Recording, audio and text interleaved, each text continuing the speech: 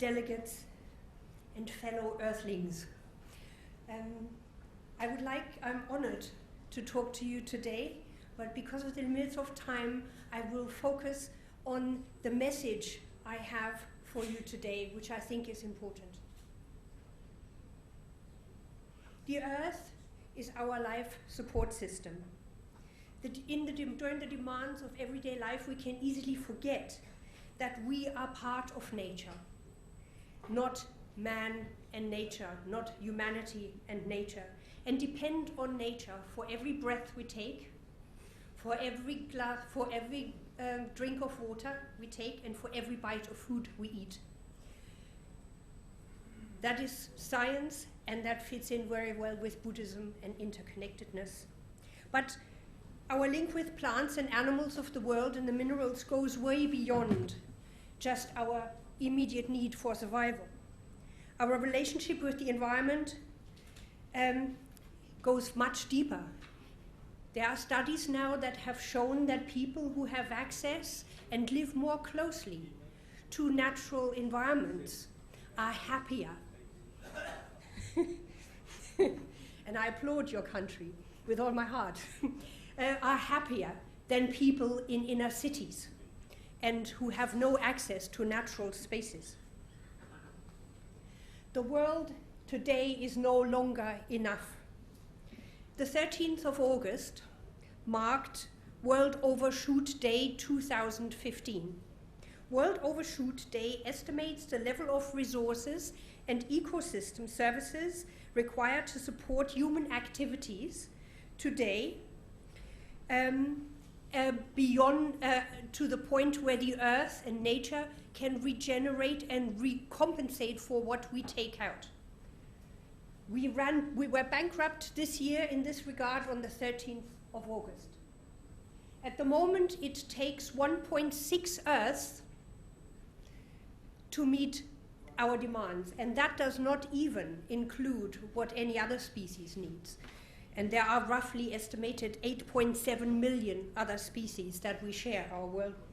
Now, if we look at a number of countries, here's China. China consumes in 1 year 2.7 times as much as the environment of China can regenerate. If we look at some other countries, we see that it ranges from 1.4 to 5.5 times the ability of the country's natural environment to sustain the demands that a country makes on it.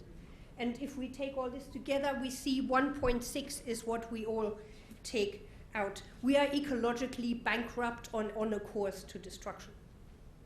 Looking back, historically, we can see that over the last 40 years, Earth Overshoot Day has moved forward by about 3.5 months. So we are getting there quicker and quicker and quicker every year. So how many Earths does it take to support humanity? If we carry on with business as usual, by 2030, roughly in June, we will require 2 Earths. That's a problem. If we reduce our carbon emissions by roughly 30%, and I'll come to it how we can do that quite easily through individual actions, we will come down towards the path of sustainability. There are suggestions that current agricultural yield is stagnant, that with all the fertilizer we throw at it, we can no longer raise agricultural production. On top of that, what is required to produce fertilizer, fossil fuels, gas and oil and phosphorus, although they are not about to immediately run out, are becoming harder and harder to access. That means getting to it will be more and more expensive, which means food will get more and more expensive as the population rises. You don't need to be an ecologist to see where this is going. Currently, we are at roughly 7.38 billion people. If we carry on like this, and it looks as if we are, it is projected that next year 83 million people will be added to the human population. It is expected that we will reach roughly 8 to 9 billion by 2030, and by 2050, 9.7 billion. By 2100, there'll be 11.2 billion. And bear in mind that these figures include a reduction in fertility that is factored in, because as human population grows, disease and all sorts of things, and a drop in fertility will take place. So you can see the curve is still rising more, it's rising more slowly, but it is still rising. So a loss in fertility is factored into this. So this is not good. As a result of this, we are faced with massive overcrowding that serves no one, not even us who are responsible for this. So, although it's very unpopular to talk about it, about human overpopulation, because of the implications and the fears it invokes about state control and the limit of reproductive freedom, we must face the human in the room. Because overpopulation is the root cause of all sustainability issues. The downstream effects, first of all, we're sharing a finite world. We have nowhere else to go. This was mentioned by previous speakers. So we have to make this work, or it will indeed get very ugly. There will be increased competition. We are destroying our own life support system. We have managed to alter our climate and the chemistry of our oceans. So if this continues, we are seeing problems that we have now that lead to conflict between individuals, between neighbors, between neighboring countries. We will see them intensifying as shortages for essential resources such as food, water, and housing are increased. Emissions and waste will poison, will increase the toxic load on us. Health and welfare of people, both psychological and physically, will be affected. And biodiversity and environment health will increase, and as a consequence, we will see a rise in wars and conflict. So in the past, there have been roughly 5 mass extinctions that were caused by climate change, intense ice ages, volcanic eruption, and a meteorite hit about roughly 65 million years ago that wiped out the dinosaurs. This is a graph that looks at a long history of life on Earth and shows that we are heading for a 6th mass extinction that is caused by us, and primarily a result of what we take out and what we put back into the environment.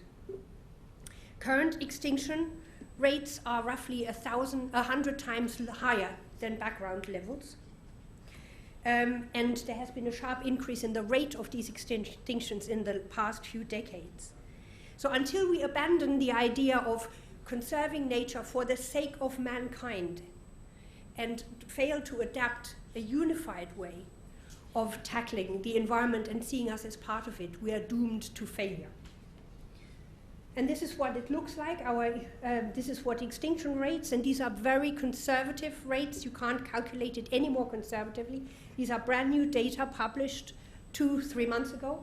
You can see how all animal groups are affected: mammals, other vertebrates, birds, and amphibians and reptiles. Once a species is gone, it is gone. And they are not decorations in our environment, they are building blocks of our life support system. So we pull one out, and it's like Jenga, that game. We pull one building block out, and eventually the whole thing falls down. At the current rate of species loss, people will use many biodiversity benefits on which we depend for our own survival within 3 generations. Sustainability is driven about how much we consume, how efficiently products are made, how many of us there are, and how much nature can produce and compensate. So there are a couple of things that we can do on a big scale. We can reduce our consumption. We can recycle. In terms of energy, we can increase energy efficiency and we can move towards renewable energies. In terms of emissions and waste, we need to bring it down to a level that can be absorbed by nature. And this is where Buddhism comes in, and Hinduism, and all, Jainism, the religions that care about other species than just mankind.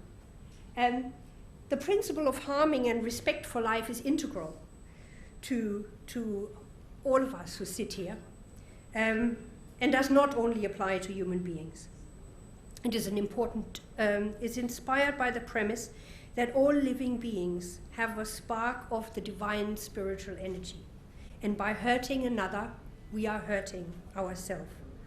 And any violence we perpetrate in this sense has karmic consequences.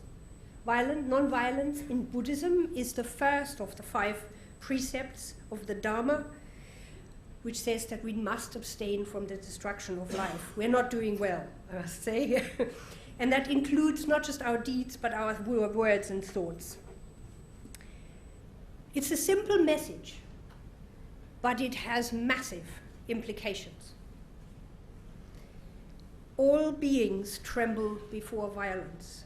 All fear death. All love life. See yourself in others, then whom can we hurt, and what harm can we do?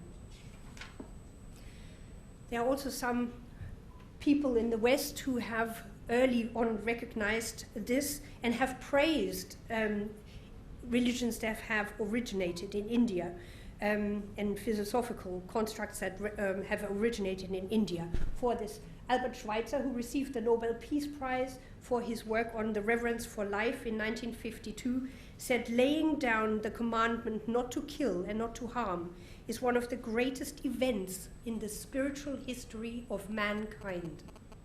I agree. The voice of loving kindness, Buddhism, one of my favorite quotes by the Vietnamese Zen master Thich Nhat Hanh: I am determined not to kill, not to let others kill, and not to condone any act of killing in the world, in my thinking, or in my way of life. I would ask you, and I'm quoting Albert Schweitzer, to think occasionally of the suffering of which we spare ourselves the sight. Thousands, the great biologist and ecologist and conservationist Professor Jane Goodall said that thousands of people in the world who say they love animals sit down once or twice a day to enjoy the flesh of creatures who have been utterly deprived of everything that could make their lives worth living, and who endured the awful suffering and terror of the abattoirs. If we're talking about not eating meat, we are in good company. Hinduism, Buddhism, and Jainism have already links to vegetarian lifestyle, and Albert Einstein said that nothing will benefit human health and increase chances of survival of life on Earth as much as the evolution to a vegetarian diet. Currently, there are 70 billion animals raised for slaughter around the world. 70 billion. That's roughly 10 times as many as there are humans. If we look at what they consume, what it takes to feed and water human beings, you see that human beings roughly consume 5.2 billion gallons of water a year and about 21 billion pounds of food. Just the 1.5 billion cows there are in the world raised as livestock consume more than roughly more than 10 times as much, almost 10 times as much, and many times more food. So you can see how this cannot carry on. Now you may say, who is this woman to say this?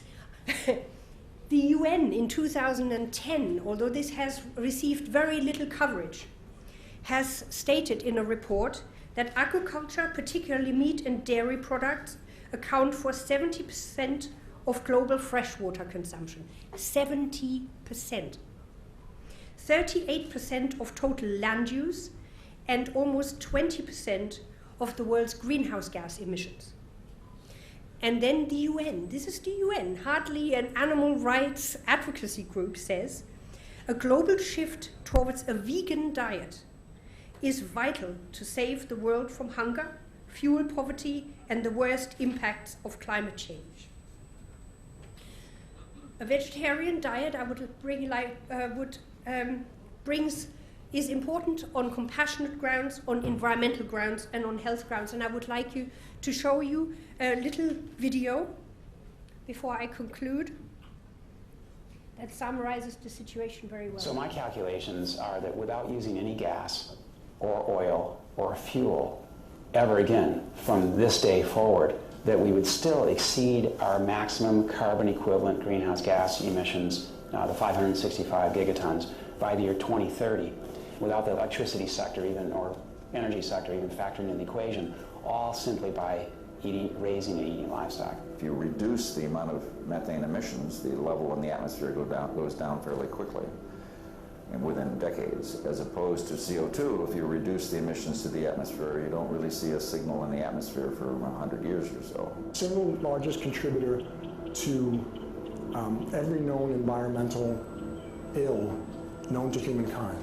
Deforestation, land use, water scarcity, the destabilization of communities, world hunger. The list doesn't stop. It's an environmental disaster that's being ignored by the very people who should be championing. Free-living animals made up, 10,000 years ago, made up 99% of the biomass. And human beings, we only made up 1% of the biomass. Today, only 10,000 years later, which is really just a fraction of time, we human beings and the animals that we own as property make up 98% of the biomass, and wild free-living animals make up only 2%. We've basically completely stolen the world, the earth, from free-living animals to use for ourselves and our cows and pigs and chickens and factory farmed fish, and the oceans have been even more devastated. Concerned researchers of the loss of species agree that the primary cause of loss of species on our Earth that we're witnessing is due to overgrazing and habitat loss from livestock production on land, and by overfishing, which I call fishing, in our oceans. And we're in the middle of the largest mass extinction of species in 65 million years. The rainforest is being cut down at the rate of an acre per second. And the driving force behind all of this is animal agriculture, cutting down the forest to graze animals and to grow soybeans. Genetically engineered soybeans to feed to the cows and pigs and chickens and factory farmed fish. 91% of the loss of rainforest in the Amazon area thus far to date, 91% that's been destroyed is due to raising livestock. Sorry, I'm almost finished. I squeezed out 15 minutes. Thank you. Yeah, thank you. So we need to move from compassion and wisdom to action. This is a great opportunity to show the world that wisdom and compassion are not mere words. And if we don't change, there will be chaos, famine, misery on a scale never witnessed in this world before.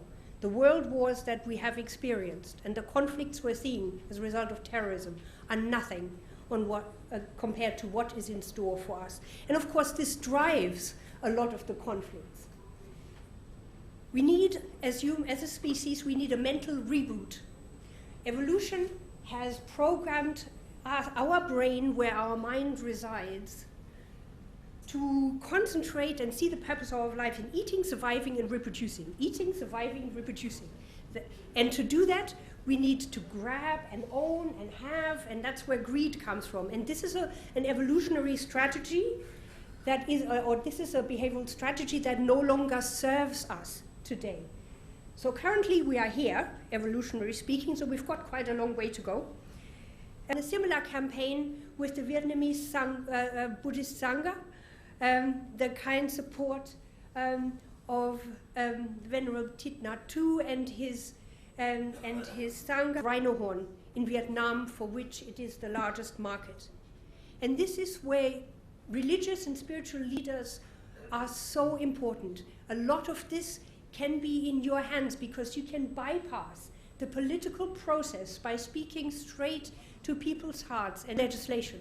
So we need to go from ego to ego. So your role here as spiritual leaders is crucial in the revolutionary transformation that will lift us, if we're lucky, beyond our biological programming.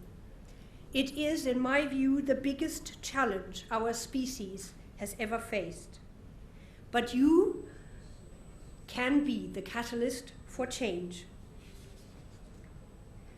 We need to re-establish balance by involving not just spiritual leaders, but politicians, educators, consumers, business and corporates, and the media. Strong leadership is required, and we need to walk the talk or no one will follow us.